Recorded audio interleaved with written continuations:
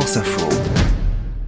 Votre logement, source de difficultés, parfois source de questions. Souvent, voici les réponses de Charlie Caillou. Bonjour Charlie. Bonjour Hercine. Conseiller juridique du site pap.fr avec nous tous les dimanches dans la matinale de France Info. On parle ce matin, Charlie, des charges locatives qu'on paye en même temps qu'un loyer. Comment vérifier qu'il n'y a pas d'erreur à ce niveau-là? Alors d'abord, à quoi correspondent ces charges qu'on dit techniquement charges récupérables? Eh bien, ce sont des sommes qui sont avancées par le propriétaire et dont il peut demander le remboursement au locataire. Alors, il y a un décret qui prévoit une liste exhaustive des dépenses récupérables. C'est le décret numéro 87-713. Donc, le propriétaire peut récupérer sur le locataire ses dépenses et seulement ses dépenses.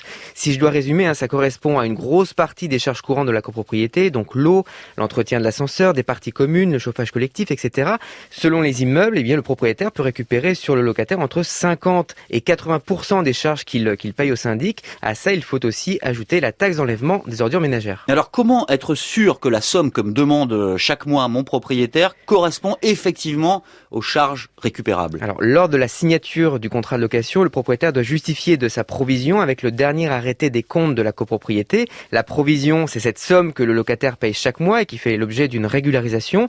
Une fois par an, le propriétaire vérifie que les provisions versées par le locataire ont bien couvert le montant des charges récupérables. Alors s'il y a trop, le propriétaire doit rembourser le trop perçu. Si c'est le contraire, eh bien il peut demander le solde au locataire. Bon, mais si j'ai l'impression de payer quand même beaucoup de charges, comment est-ce que je vérifie les calculs de mon propriétaire? Mais la régularisation des charges, c'est un droit pour le locataire aussi. Il suffit au locataire de réclamer les justificatifs, l'arrêté des comptes de copropriété et l'avis de taxe foncière qui mentionne la taxe d'enlèvement des ordures ménagères. Et puis ensuite, eh bien, vous pouvez refaire les calculs. D'une part, vérifier que les dépenses prises en compte sont bien récupérables et d'autre part, faire le rapport entre les provisions versées chaque mois et puis le montant des charges demandées. On parle parfois de charges forfaitaires. Qu'est-ce que ça veut dire? C'est une possibilité. En location meublée et en colocation, si les charges sont forfaitaires, ça signifie qu'on fixe dès la signature du bail un montant mensuel de charges que l'on ne touchera plus ensuite.